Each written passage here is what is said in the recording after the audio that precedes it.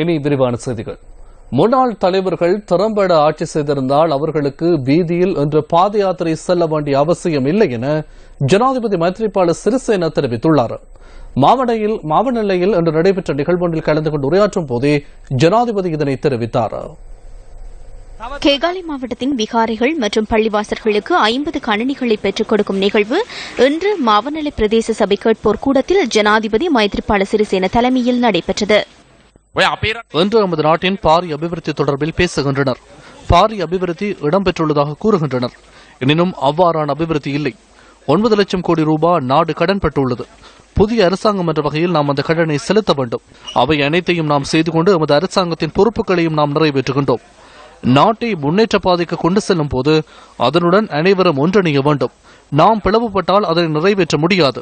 நான் ஜனாதிபதியாக இருந்துவிட்டு மீண்டும் ஒரு தடவை அரசாங்கம் தேவை என்று கூறி பாத யாத்திரை செல்ல மாட்டேன். எனக்கு அந்த தேவை இல்லை. 11 வருடங்கள் திறம்பட அரசாங்கத்தை முன்னெடுத்தால் மீண்டும் அரசாங்கம் ஒன்றை கேட்டு பாத யாத்திரை செல்ல வேண்டியதில்லை. நாடு என்ற வகையில் நாம் எமது பொறுப்புகளை நிறைவேற்றுவோம்.